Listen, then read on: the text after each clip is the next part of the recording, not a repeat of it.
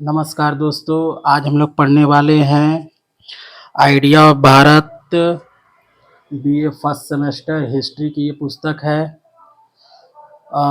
इस ठाकुर पब्लिकेशन की ये पुस्तक है। इस पुस्तक का जो है आज हम लोग इकाई 2 यानी कि यूनिट 2 का जो भारतीय ज्ञान परंपरा कला एवं संस्कृति जो चैप्टर है इकाई 2 का, उसका एमसीक्यू को आज हम लोग करने वाले हैं। तो आइए हम लोग शुरू करते हैं। हम लोग एमसीक्यू यूनिट 2 का, इससे पहले पिछले वाले वीडियो में मैंने यूनिट 1 का एमसीक्यू बता दिया है, आप लोग जा करके देख लीजिएगा। अच्छी तरीके से मैंने समझा करके बताया है चीज़ों को। तो आज हम लोग इसी सिलसिले में आज हम लोग यूनिट 2 का एमसीक्यू को करने वाले हैं। तो आइए हम लोग शुरू करते हैं। हमारा जो पहला प्रश्न है कि कवि राजमार्ग किस भाषा में लिखी गई है। तो रवि राजमार्ग जो है वो कन्नड़ भाषा में लिखी गई है।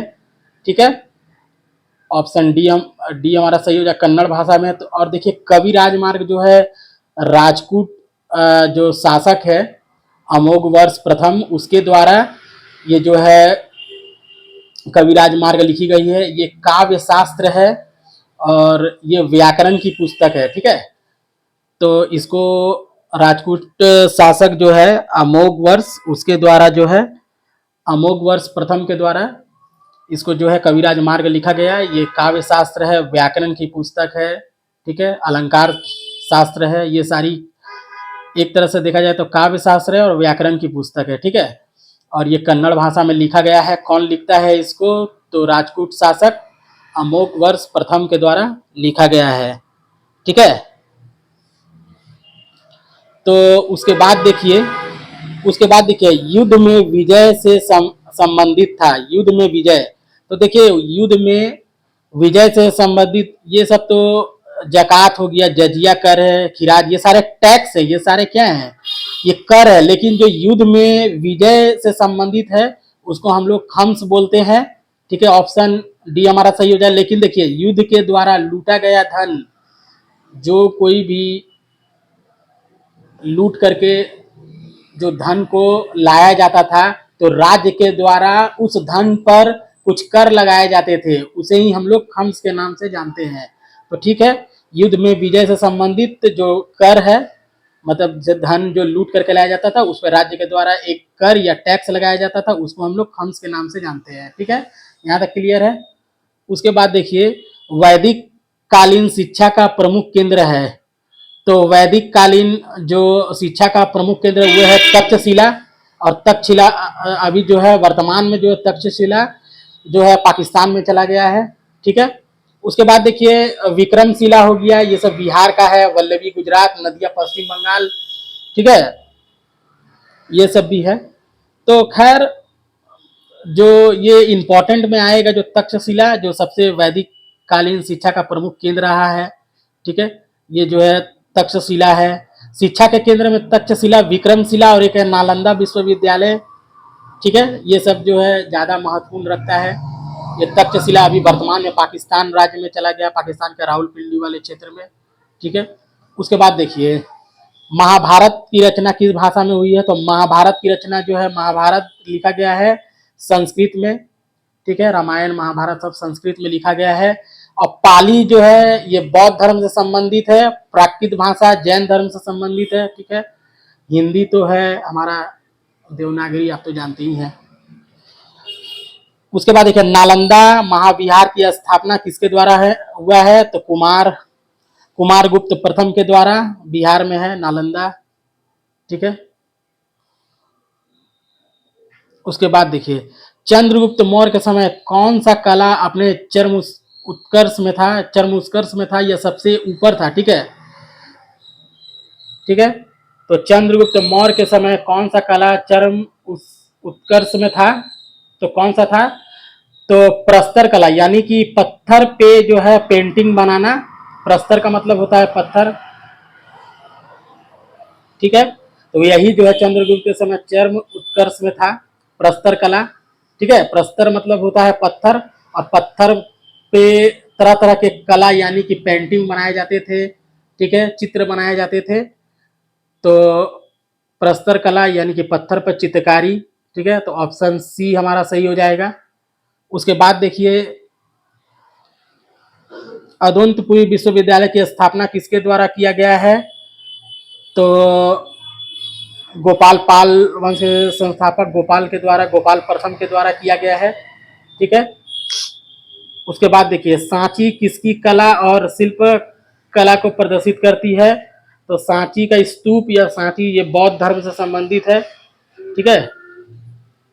उसके बाद देखिए गांधार शैली का संबंध है, तो गांधार शैली जो है वो मूर्ति कला के लिए प्रसिद्ध है। भारतीय और यूनानी कला का मिश्रण है गांधार शैली, ठीक है, और मूर्ति निर्माण के लिए काफी फेमस है, ठीक है। उसके बाद देखिए नेचुरल हिस्ट्री नामक पुस्तक प्लिनी के द्वारा लिखा गया है। नेचुरल हिस्ट्री पुस्तक प्लिनी के द्वारा लिखा गया है, ठीक है। उसके बाद देखिए उसके बाद है कि किस धर्म ग्रंथ में लिपियों का वर्णन है? तो देखिए जो किस धर्म ग्रंथ में लिपियों का वर्णन, तो ललित विस्तार में, ऑप्शन ए हमारा सही होगा, ललित विस्तार में। इसमें 64 प्रकार के लिपियों का वर्णन किया गया है, ठीक है। तो 64 प्रकार के लिपियों का वर्णन ललित विस्तार में, और ललित विस्तार जो है वो धर्म ग्रंथ में लिपियों का वर्णन मिलता है, ठीक है। मुनि स्मृति हो गया, भागवत हो गया, एक साम वेद संगीत, 4 वेदों में एक वेद है साम वेद हमारा, ठीक है, संगीत के लिए, ठीक है। उसके बाद देखिए मौर्य वंश का संस्थापक कौन है? तो मौर्य वंश का संस्थापक है चंद्रगुप्त मौर्य, ठीक है, ठीक है। चंद्रगुप्त मौर्य कौन है? तो चंद्रगुप्त मौर्य है। मौर्य वंश का संस्थापक कौन है? तो चंद्रगुप्त मौर्य, ठीक। उसके बाद देखिए बिंदुसार भी चंद्र मौर्य वंश से संबंधित है, ठीक है। अशोक भी मौर्य वंश से संबंधित है। चाणक्य यानी विष्णुगुप्त, ठीक है, ये चंद्रगुप्त मौर्य के जो है शिष्य गुरु है, ठीक है। इन्हीं के बदौलत, चाणक्य नीति के बदौलत चंद्रगुप्त ने एक बड़ी साम्राज्य, एक विशाल साम्राज्य, अखंड भारत का निर्माण किया, ठीक है। समझ में आ गया। और अशोक जो है आपको पता है कि अशोक ने जो कलिंग युद्ध किया था, कलिंग युद्ध के बाद जो है उसका हृदय परिवर्तन हो जाता है। अशोक के द्वारा 14 जो है 13वां अभिलेख में जो है कलिंग जो 14 अभिलेख है, जिसमें से 13वां अभिलेख में जो है अशोक के जो कलिंग युद्ध के बारे में बताया गया है, ठीक है। फिर देखिए जो पहला है उसमें पशु बलि, ठीक है, पशुओं के बारे में बताया गया है या पशु बलि की निंदा की गई है। दूसरा में क्या, चिकित्सा के बारे में बताया गया है, ठीक है। उसके बाद चौथा में है जो धर्म नीति के बारे में बताया गया है, ठीक है। उसके बाद 13वां अभिलेख जो अशोक का है वो सबसे इंपॉर्टेंट, उसी में जो है कलिंग युद्ध की चर्चा की। कलिंग युद्ध सबसे भयंकर और विनाशकारी था। इसमें छोटे छोटे बच्चे, मैंने किसी को बख्शा नहीं गया था, कई लोगों का नरसंहार किया गया था अशोक के द्वारा। उसके बाद ही जो है कलिंग युद्ध के बाद ही अशोक का हृदय परिवर्तन होता है, ठीक है, ठीक है। उसके बाद देखिए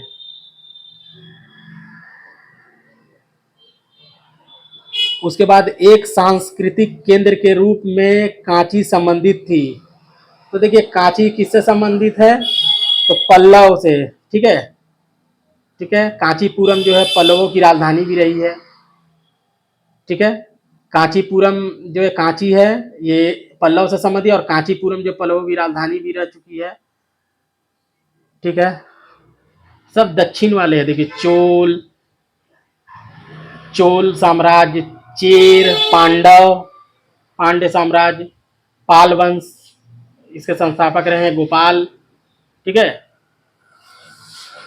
ये मैं अच्छे से जब आपको पढ़ाऊंगा ना डिटेल से सारे चीज़ों को समझा दूंगा, चिंता ना करें, ठीक है।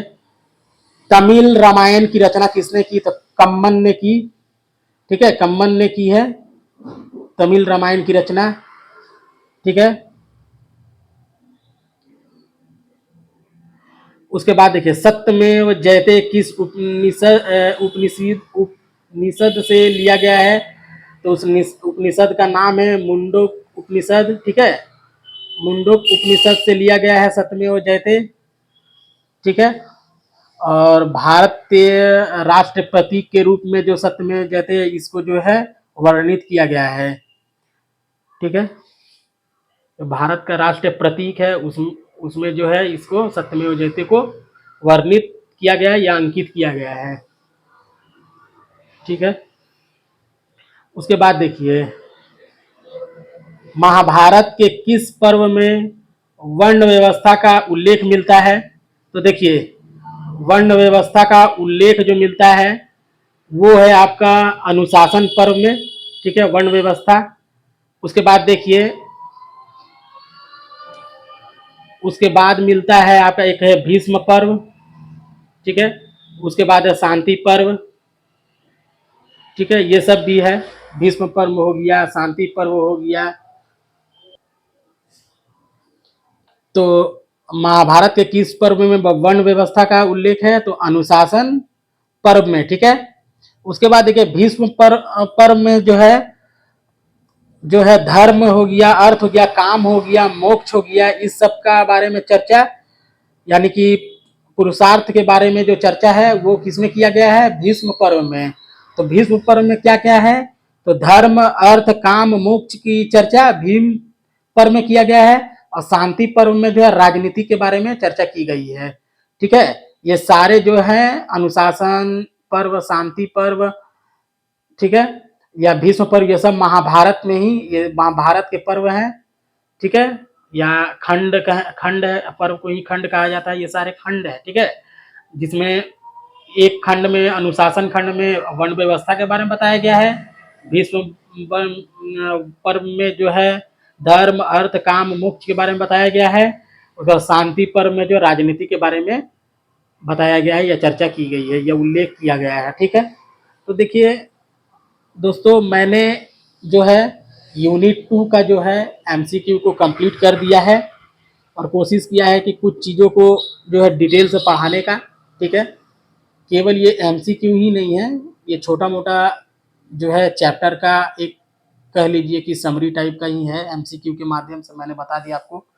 तो आशा करते हैं दोस्तों कि ये वीडियो आपको अच्छा लगा होगा।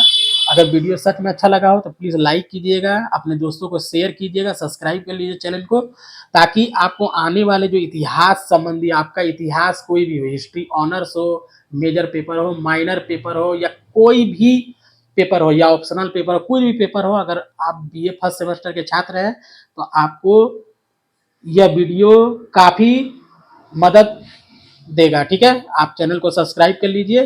फिर हम लोग मिलते हैं एक नए वीडियो के साथ, तब तक के लिए धन्यवाद।